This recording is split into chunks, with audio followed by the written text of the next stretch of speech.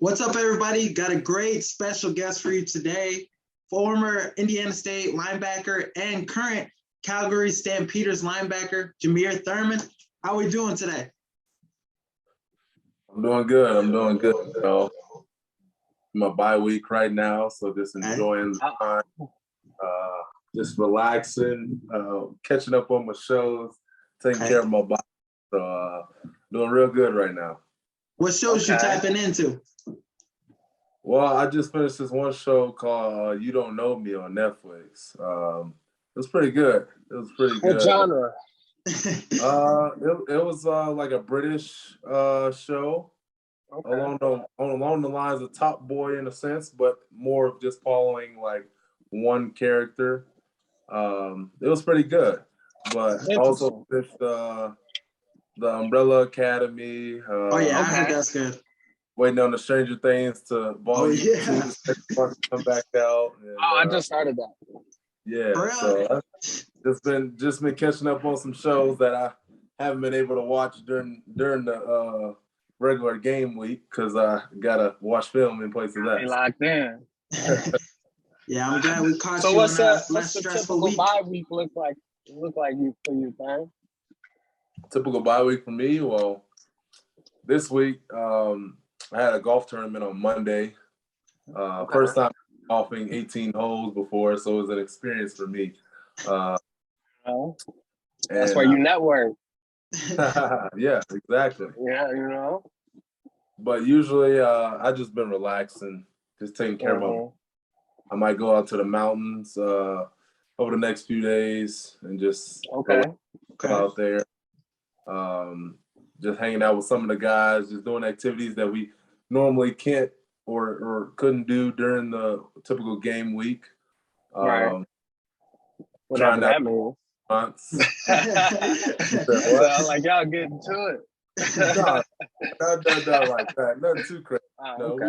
We always celebrate after a big win anyway. Of course. Gotcha. Trying out different restaurants as well, trying to expand my palate. Calgary. And other than that, just relaxing and chilling, doing whatever I want to do, really. Got to get my pedicure coming up, just taking care of the body, pretty much. Sounds like you're taking care of the mind and the soul too. And the mental. Clearing the air and mind. I see that. I was actually reading as well today. Don't get too deep though. It ain't that far. I'm just playing. You trying to I've been reading as well. I've been slacking on that since I've gotten up here because me too. I really haven't had time. Time to film and taking care of the body if I'm not at the stadium getting work in. So now this week I get to kind of pull back and get back into the things that kind of center myself and refresh my mind a little bit. Right. Now, I had some plans to go back with this interview and start in high school. So you played at Proviso West. Not only did you play football, you played wrestling, 4-year letter wrestler too. So I wanted to get your. You don't play wrestling. You wrestle. You're wrestling. You got it. But so describe your time at Proviso West for us. It was great. It was great. Just going there, playing all sports. I played football, wrestling, and I ran track as well for 3 years. I didn't do the 4th year in that because I graduated from college. But it was great. Ever since I can say that I'm probably part of the only class. It's me and a few other guys where we made it to the playoffs all 4 years in school history. I understand y'all bold people and all that. That's a all regular. The Proviso swear they better than us or something. Yeah, we saw Proviso West on the schedule. That was an easy dub. No offense. Maybe after I was there, before I was in high school, but we changed a lot when I was there, and I was probably the most winningest winningest group class in history in football. But it was great. made the playoff. Well, yeah, made the playoffs all 4 years. Then I wrestled, made it downstate twice, placed third my senior year, which I was proud of. Should have been in the state championship match, but you know, with all the work that I did, I was proud of it. You know, I went out finished my wrestling career on top with a win. So can't have it all. What, you was a heavyweight? What weight did you wrestle at? 195. 195. Okay. 195. So it shows in your tackling, bro. I see it. Yeah, wrestling definitely translates to football. Tackling. I see you when you sack dude and you scooped him. I'm like, oh, okay, that's that 4 years of wrestling. Yeah, so a little double leg, single leg here and there. Right. But no, it was a great time there though. I really enjoyed it and made a lot of friends, and I don't regret any of it. Now, so you got to senior year, decision time. What made you choose Indiana State? That's a very interesting question. So it was crazy because in high school, I played varsity started on varsity for 3 years since my sophomore year. So I had a lot of varsity film, a lot of games. I was pretty known in the state, but for some reason there was no one offering me anything coming to school. I had the measurables. Apparently at Northern Illinois, I ran a 4.6. Apparently that was too slow, which I didn't understand at the time. But I didn't have a lot of offers. After my year, I got a Central Michigan offer going into my senior year. Apparently gone by the end of that summer. That stuff works as far as scholarships. You know, they give them out like it's candy, and guys just take it, and there's no more spots.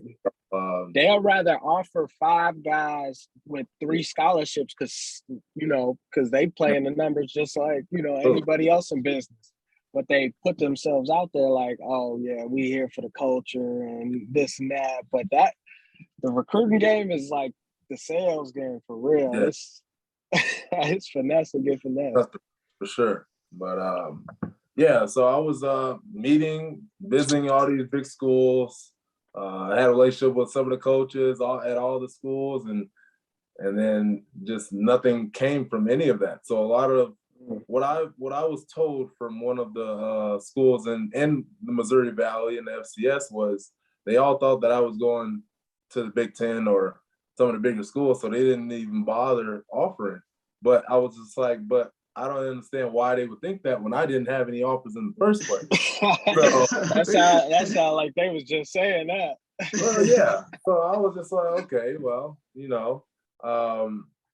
Indiana State came around, I want to say in January. I was on a visit to North Dakota. I met North Dakota State in the airport, and then they came to my school the next week. Indiana State came a day after them, told me that I could come down. It was a new staff, and they reached out, went down there for a visit. I ended up meeting my college roommates on that visit as they were my hosts. It wasn't too far from home, and I was like, I can see myself being there. So I committed, and the rest was history from there.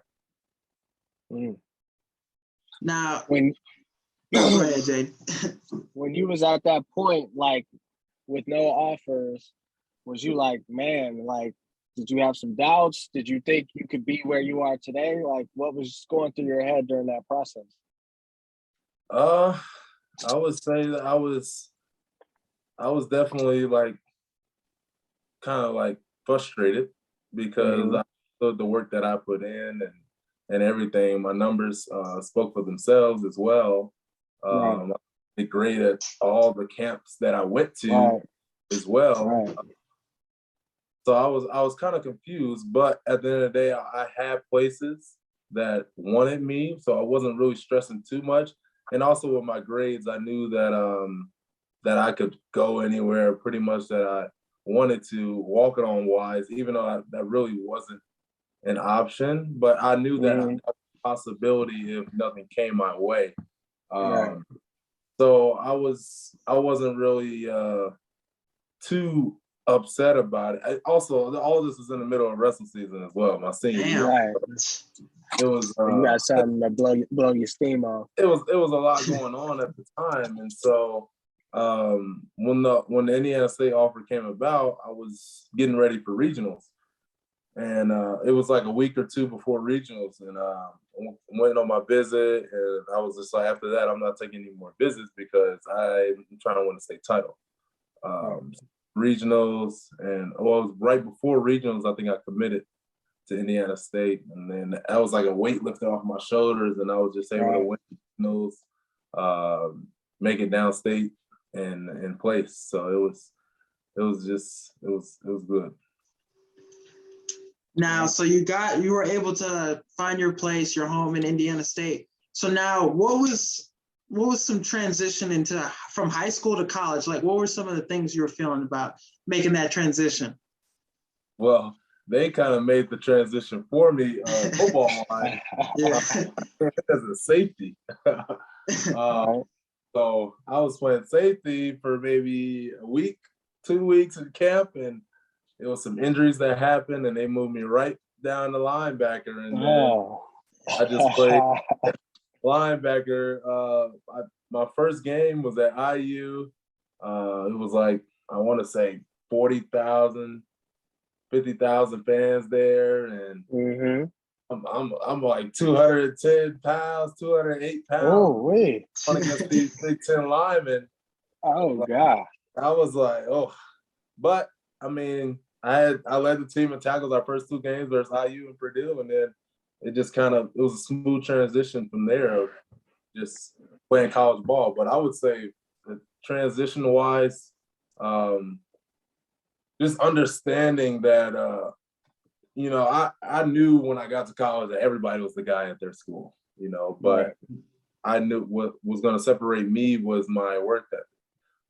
As soon as I graduated from high school, I went down there in the beginning of June to Indiana State to start training with the team and get on the playbook and all that. So, and once I did all that, come training camp, I was already ahead of a lot of the guys, which helped me play my true freshman year because of knowing the system and the work that I put in. Though I got a lot of trust from the coaching staff and the players.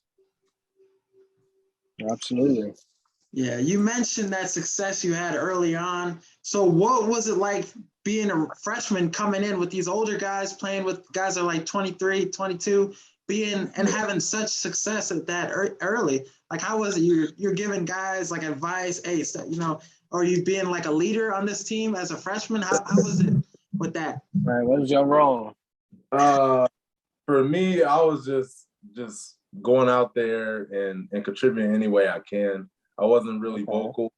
That year also we won 1-11, so it really wasn't much that I could say. The individual accolades were there for me. Like I relished that, freshman All-American. Weren't you newcomer of the year? Newcomer. I was in the running for newcomer of the year at the conference, but I was on the newcomer team. Okay. But it was that was nice and all, but I would have replaced all that for a lot more wins that year as well. So, but that year I was just out there just doing what I can and contributing in every single way, special teams, defense, whatever the team needed. I wasn't really much of a voice that really. It was a very senior-led team that was decimated with injuries throughout the year, and just guys were thrown into the fire and had to produce. Now, how was it making that adjustment from safety to linebacker, though? What was some things you struggled with in that adjustment? One of the big ones was getting off blocks from big old linemen. Also playing off the cut, because in high school you couldn't really cut like that. That's brand new. For some reason, though, I would get cut but get up so fast that it was just. You're a wrestler. You were a Yeah. wrestler. Yeah. So I would just get up so fast that it really didn't look like I was cut, but it was still a minus because I didn't really fully see it before. But yeah, I feel like those are the main things for sure, was just dealing with the lineman almost every single play. And the speed of the game was a lot faster as well. But once I got into it, you know, everything started to slow down, and I was just able. Did you ever have that moment, like welcome to college football moment? Like, oh shit, it's a little different, especially as a freshman. Oh yeah. I mean, that IU game, it was a lot. You know, it was a lot of guys on that team that played in the NFL that I went against, and it was eye-opening. But the one thing that I would never forget from that freshman year is we played North Dakota State, and it was offensive tackle. I think he's still in the league right now, Billy Turner. Billy Turner, oh yeah. Probably 15, 20 yards with one hand down the field. I never forget that play, and we got that. But that was definitely a very humbling moment for me because I'm like, how helpless did you feel in that moment? I couldn't do anything. No matter how I tried to pull off the block. I know. He just still was there. And I didn't get pancaked, though, which was the plus. Okay. You held your own. Okay. Yeah. But the deal. But now, like coming in freshman year, being that guy, leading the team in tackles, and then carrying that on to the next couple of years, you're a consistent starter, you're a playmaker for the team.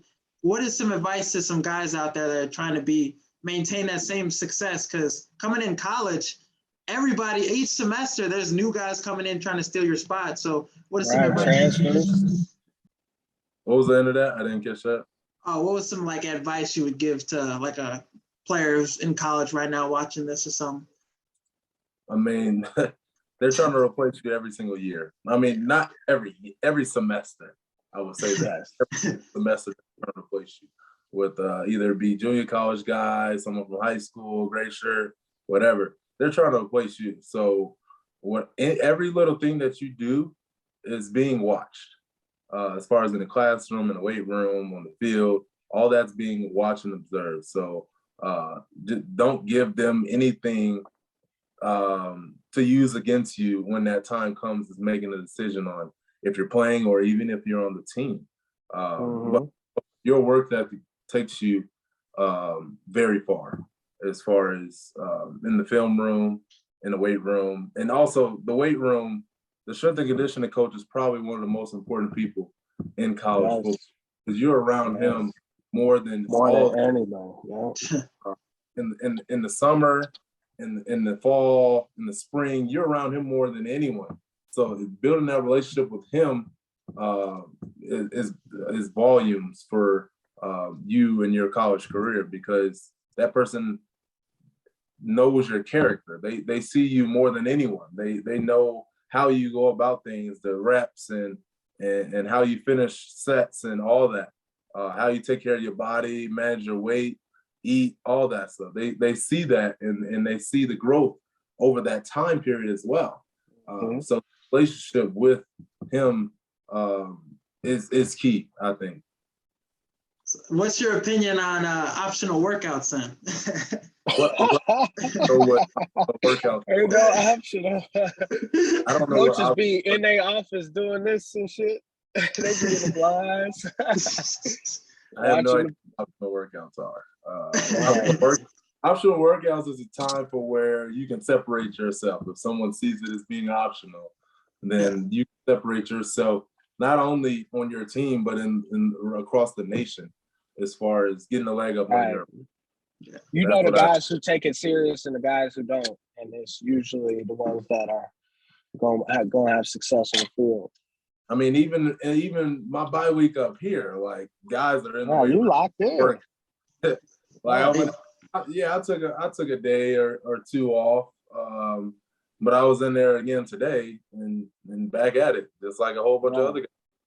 You know, that anytime that you. I mean, yes, it's important to take days off. It's important to enjoy life and take care of your body.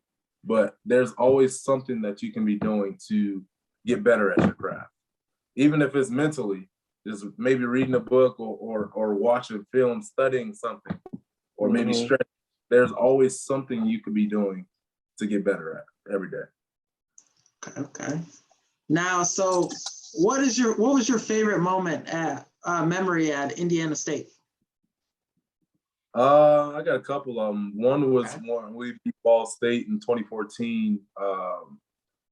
I mean, that kind of set the motion of that season. It was after the 1-11 season we just had. We had a turnaround. We beat a FBS school. Then we made it to the playoffs that year as well. Won in the first round. So those were very, very high moments for me. More so it's just the team stuff. Knocking off a lot of the ranked teams that year. I mean, that 2014 year was very exciting. 2015, it was a little half and half as far as the highs and the lows. We was on a wave of different things, but it was 2014 was probably the highlight of all that. 2016, my senior year. I mean, I was just trying to do whatever I can to help us win. And I mean, unfortunately, we didn't make it to the playoffs. But I thought I had a pretty impactful year as far as turnovers and helping my team out as much as I can. Yeah, I got a question for you. Who was a better linebacker, you or ESTG?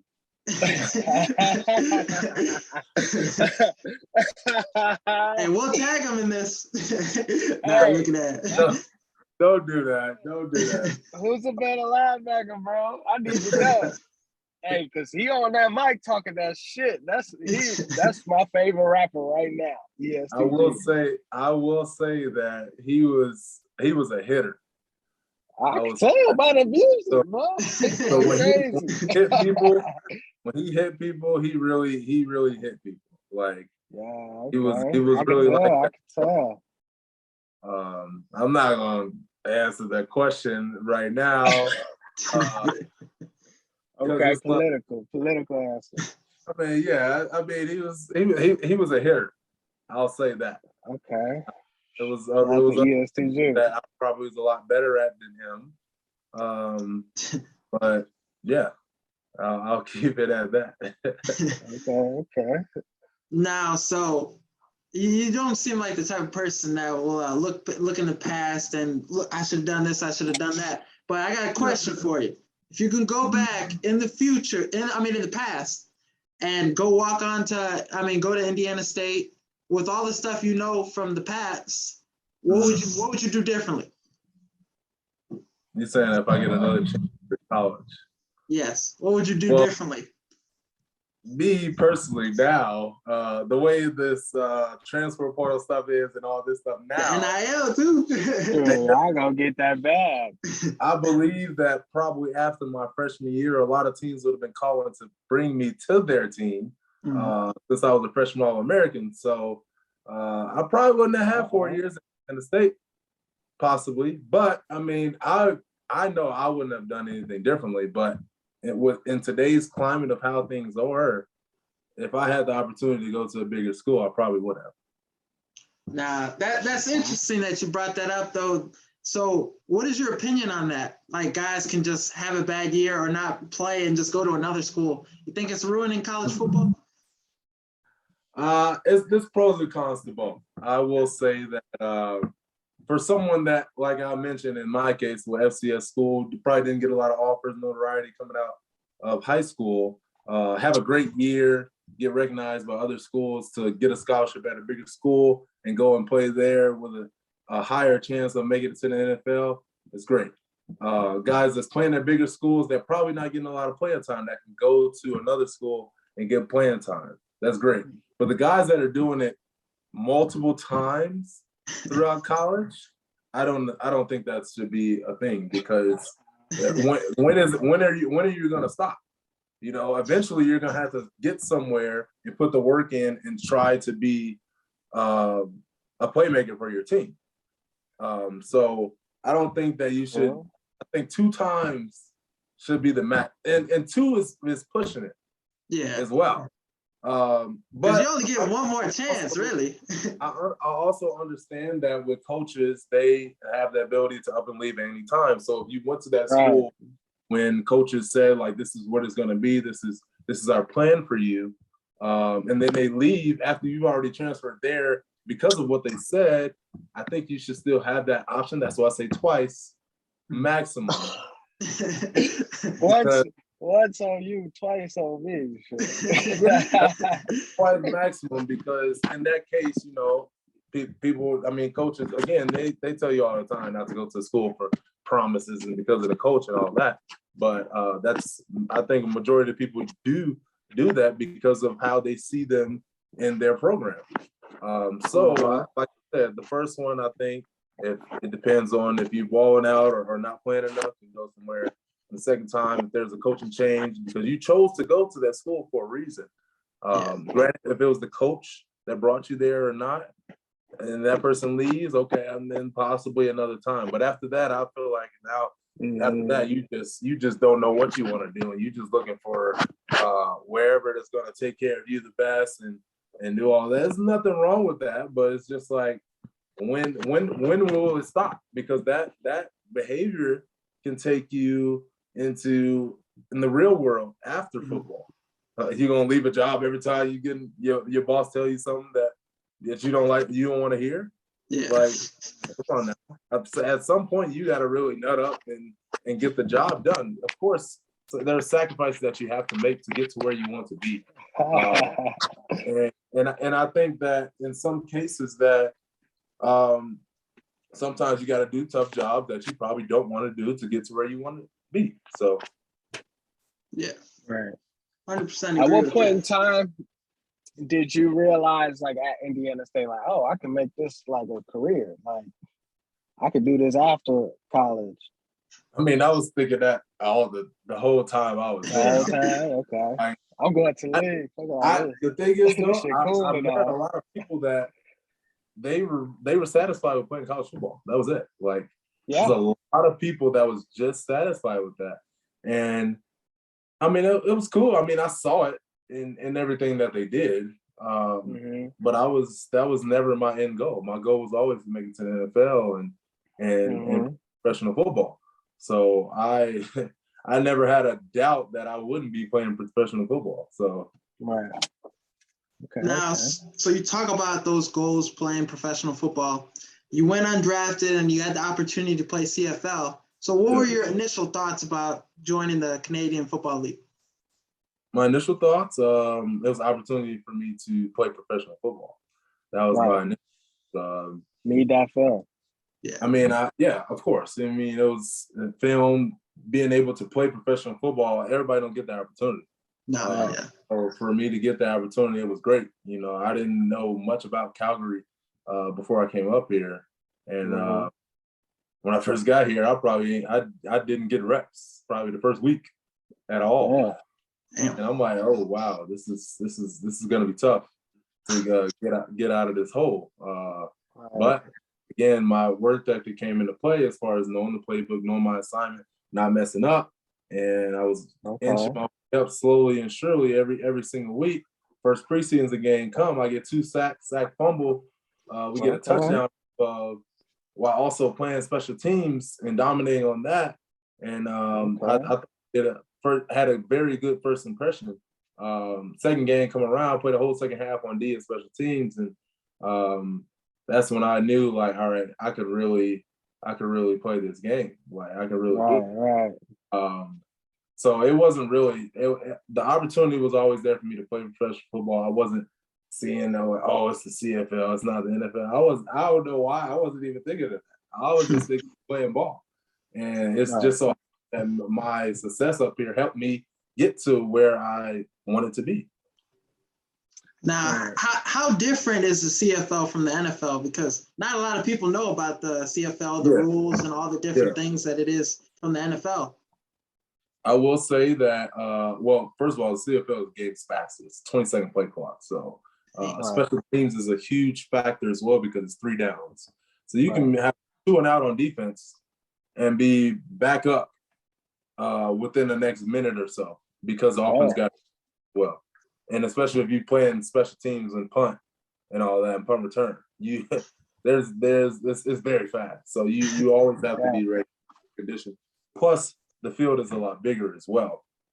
There's also one extra guy on the field, but that's because the field is bigger as well. So there are a lot of different things as far as the play.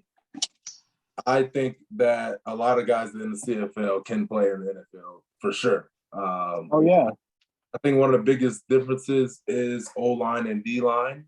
There's freaks in the NFL as far as those in those positions. Now there are some great athletes here too. There are some great guys up here too. Now, no, not them, but it's from a linebacker perspective. There's a difference between the O-lineman in the NFL and the O-lineman in the CFL. I would say that for sure. But as far as all the other skill positions, guys can compete with guys in the NFL for sure. And I'm talking about at a high level. I'm not talking about it just, they'll hang around a little bit. No, it's a lot of ballers up here. Okay. Now, so you were able to, in 2019, you got signed with the Chicago Bears, were able to play with them for the preseason. So how was that training camp, preseason games? How was the preparation for that? I will say that was probably a very fun time and I learned a lot from that entire time with the Chicago Bears. I don't regret any of the time that I spent there. It was great. As far as OTAs, everything is just ran like a machine, and the days are long as far as in film, walkthrough, practice, walkthrough, film, meetings, like everything is just, there's some very long days, but you gotta understand that, this is the job. This is what everyone's for, it's not a $1 billion industry for no reason. So you got to be on point with all this, and all these guys, the money that they make, there's a reason for that, because when you got to put on the show when you out there. You're going against some of the greatest players of all time out there on the field, so you got to be on top of your game. But it was great. OTAs it wasn't as long as what days were in training camp, but you still got a lot of work done as far as the playbook and just knowing just going against the other guys on the team and all that. So it was. Training camp was very long. It was 14-hour days pretty much every day. So what was it like when you got that call from the Bears? Like, all right, we're going to bring you in for camp this year. And what was that feeling like? And then after that, like, how much harder did you grind from your perspective? I mean, I feel like I just kept building off of what I already had as far as grinding. But it was a great feeling, after in 2018 in Calgary when we won the Grey Cup. It's crazy because right after we won, the next morning, granted it's the next morning after we won, celebrated all night, I got a call from the Minnesota Vikings asking me for my flight information to work out for them. Literally a week after. I was hurting. Like, probably still hungover. I was hurting when they called. They said, "Congratulations, we just need your name, flight information, and confirm your flight information for the workout next week." I just got done with a whole 23-week season, including playoffs and preseason. Like, my body is hurting right now, like bad. So that whole month of December, I was probably on a flight at least 2 to 3 times a week, just working out for teams. The Bears was one of the first couple workouts that I had, and it was. I think it went well. Evidently, it did went well since they signed me. So and they stayed in contact with me throughout the whole month, which showed interest as well. Like, I took that into account at the end of it. When Ryan Pace called me, I was actually working out training when he called me, and I stopped what I was going to go take it. And he told me, and I was just like, yeah, like let's get this going. And drove up the next day, signed the papers, and I was excited. But I mean, the work didn't stop there. I just kept working, kept doing what I was doing, just added another aspect to what I was doing so I can take that next step in my game.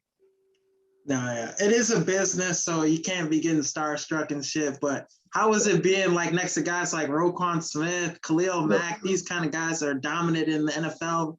Yeah. Well, I mean, I was around Roquan almost every single day because it's insane. Right. That guy's a freak athlete for sure. His knowledge of the game probably goes unnoticed, but he recognizes plays faster, like plays that you won't see at the snap of the ball, but while it's developing, before it develops, he sees it. He's calling it out. That's a real talent of his, like that I noticed early on in OTAs as well. So I know that he was something special. As far as Khalil Mack go, he's probably one of the best players that I've ever was able to watch in my life. As far as how he sets up his moves, as far as how dominant he is. I seen him beat the offense of the triple team, man. And I seen him beat all of that and bat the ball down and get a pick in one play.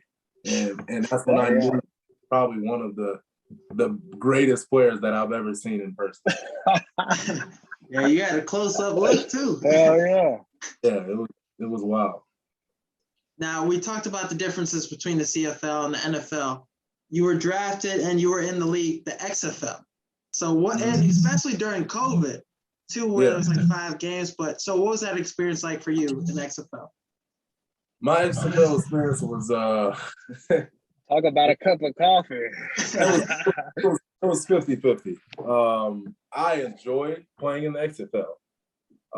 It was more the stuff of the meetings and the staff that I had, not more so the management group of the team that I was on kind of didn't make it fun.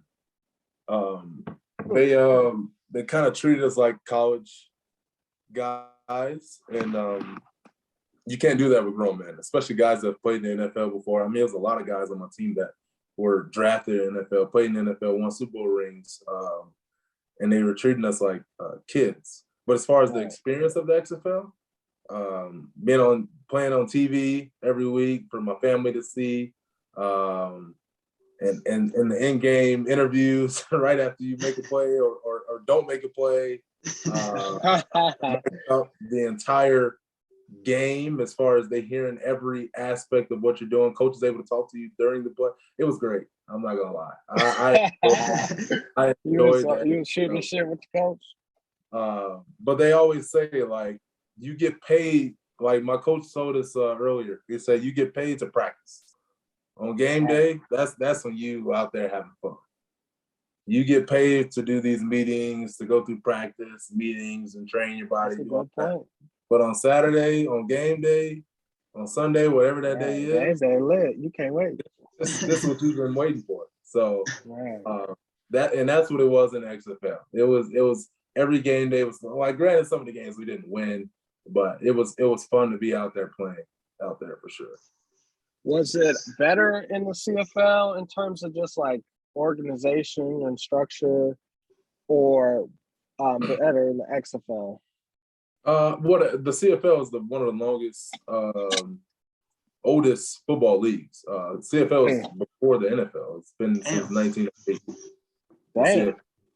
So it's of course there's a lot of organization stuff up here, especially where I'm at in Calgary, where it's pretty organized and everything. But the XFL is this first year as well, and they were right.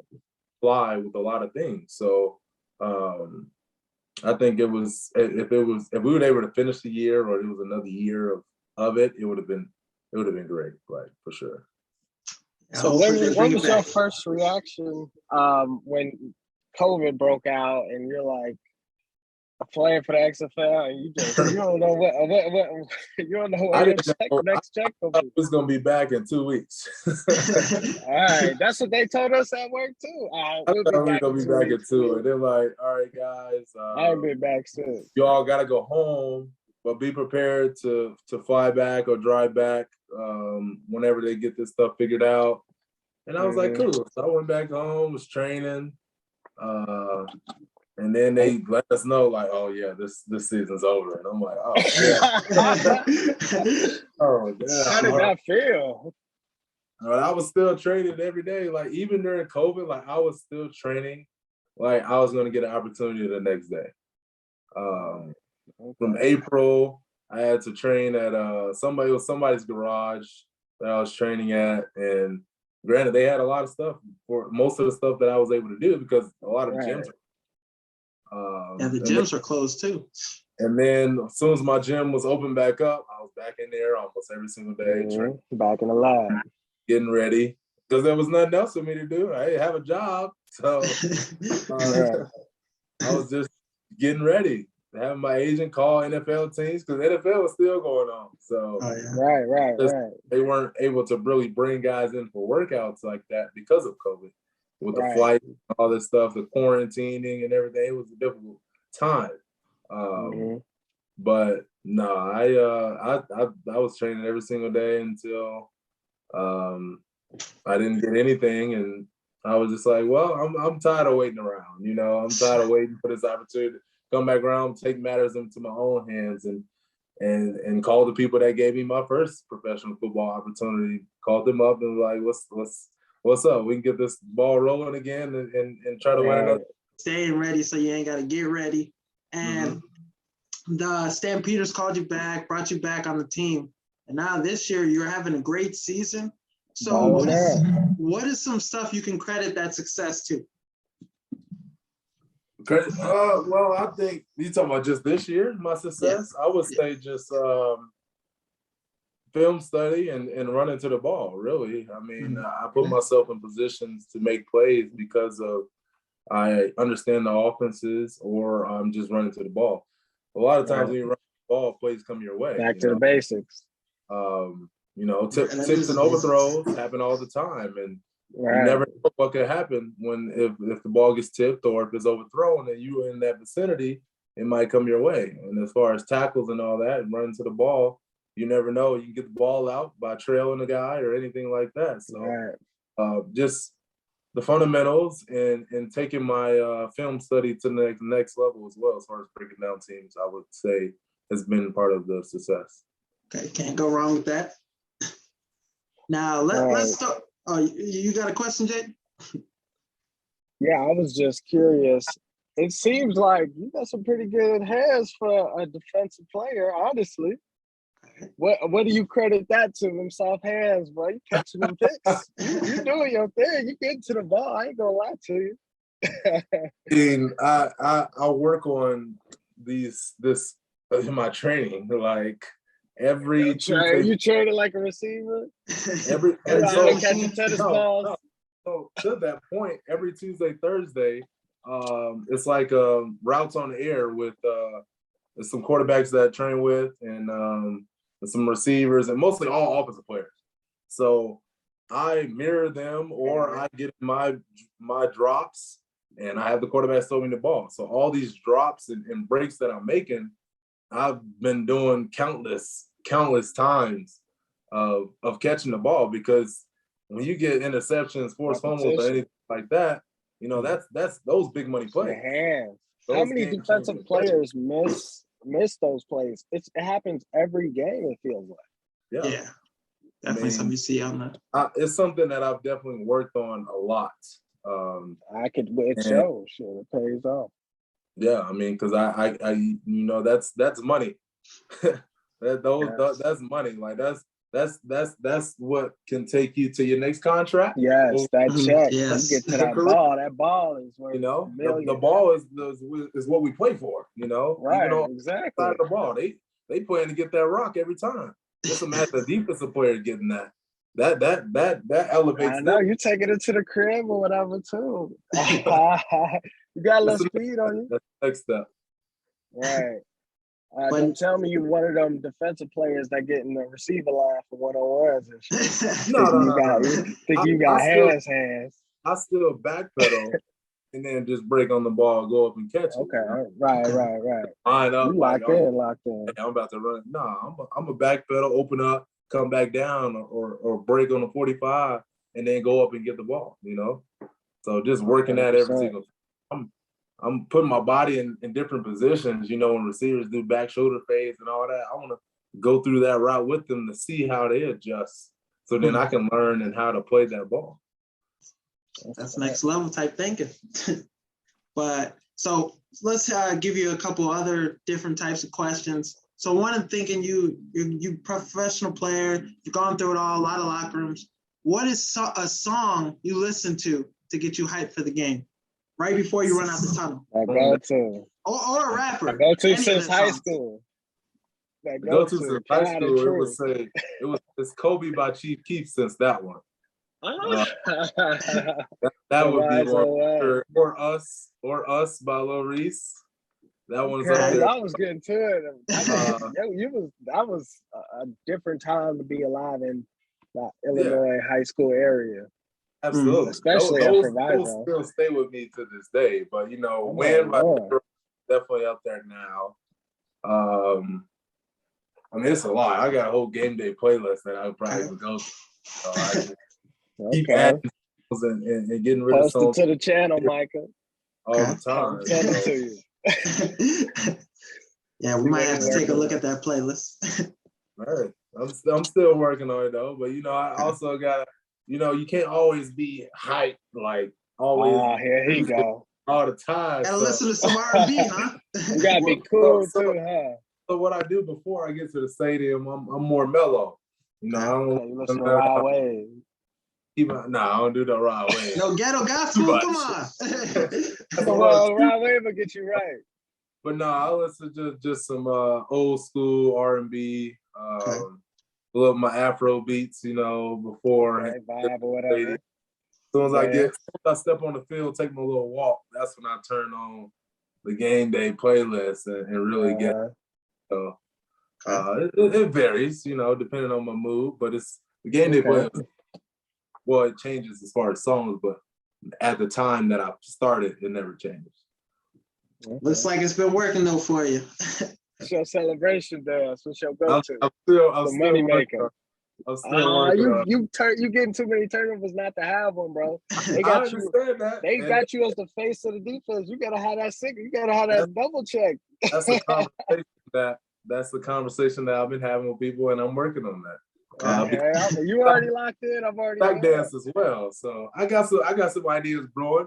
The thing is though, all this plan, but you never know how you're gonna get up from making that play and do that in the time that you have after you make the play. So it's a lot of goes in the factor. You got to be smooth with it when you do it. True. You can't. You get a sack dance, you out of here. Blow you up. You a little quick. All right, what's my man's in the Eagles? Fletcher Cox. He do that the little gun shooting thing. That's cold. That's cold. We can't do that. Get fined up here. Anything with a weapon. Yeah. Well, let's avoid those. Okay, now so for the next one, 3 dinner guests, dead or alive, who you choosing? 3 dinner guests. Barry Sanders. Okay. Keanu Reeves. I know that's a lot of people don't say that, but he's a very interesting. I like that. He's a very interesting person to follow him outside of movies and everything. He's very, because you can't really follow him outside of it because he doesn't have any social media. So when he talks, it really speaks volumes. And then I would say probably Malcolm X. Okay, that's the one we get a lot. Malcolm X. Yeah. A lot of people say him. Malcolm X is very misunderstood. Absolutely. And he was extreme, but at the same time he wasn't. It was depending on how you his words. Compared to the extreme he was facing, he was absolutely. So he's a very interesting person. I would have loved to dive into how he went about things and what he was going through and how he saw. Mm-hmm. Yeah, that's definitely a good answer. That's a hell of a three guesses. And Barry Sanders is my favorite football player of all time. So he's up there for me too. Why him though? I feel like let me ask you this. Is there a linebacker in today's game you like, all right, I lock in on his film more than others? Blocking linebacker in today's game. That's kind of tough. I watch a lot of them, but I don't know if it's specific, like specify one. I would, I don't really specify on one guy right now. One person I do watch when he's on the field is Aaron Donald, that's for sure. I learn a lot. Of course. No matter what position, you can learn a lot from his ass. That's someone that I follow and watch his technique. But as far as linebackers, I don't really have a specific. I watch all of them and take a lot of different things from what they do. Now, so for the last question, we'll give you. All right, you talked about you can't pick one. Let's go top 5 linebackers in the NFL right now. Top 5 linebackers. It's a tough one because there's so many good. Yeah, you can't have a political answer to this. No particular order. No particular. Okay, that's okay. We'll give you that one. Roquan's definitely up there for sure. Yes. Yeah, I'll take Roquan. Fred Warner's up there as well. Of course. Darius Leonard. I mean, of course. Fumbles like that, like, come on now. Yeah, he's another guy that creates turnovers. Man, a lot of them. So, I'm trying to think. After those 3, it's kind of tough because I don't really just follow guys like their plays stand out to me a lot. I don't know if I can keep Bobby Wagner up there now. Yeah, he's an old head. He kind of fallen off, but he was just rated 99 on Madden like 2 years ago. They got him up there like that. I'll keep him in my top 5. We'll see how he plays this year. Listen, somebody mainstream that Buccaneers, not Devin White. Oh, Levante David. Levante David. Yep. What he did to Travis Kelce in that one Super Bowl, like, come on now. Clamped him up. Levante David would definitely be. Trying to think of someone else. Me too. The dude from the Minnesota Vikings, Eric Kendricks, that's another guy. Nah.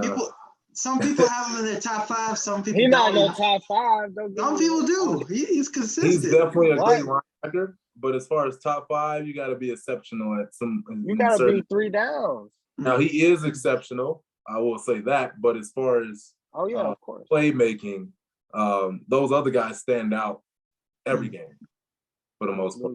So you got a game plan around them. Not saying you don't for him, but them, you cannot let him beat them. You know what I'm saying? So, and the Vikings defense has been known. They're more of an all around group. It's not really one. That's guy, true. Yeah. You know? But yeah, I would actually put Bobby Wagner up there, and that'll be my 5. Yeah, not a bad list. Not a bad list. Definitely missing something though, but I just can't remember right now. I think you mentioned everybody.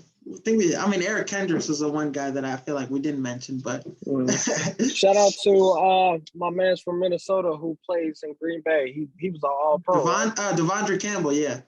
Yeah, he was an All-Pro last year, I believe. Yeah, he was. I'm not mistaken. He's one more season. He could be in that conveation. Oh yeah, he's gonna go get a bag. He's pretty good coverage wise, and he's long too. So they love that. Pause. Thank you, Jameer, for coming on with us, man. Appreciate you for doing this interview. Definitely had a great time with you today. But that's all we got for you guys today. As always, peace. Appreciate it.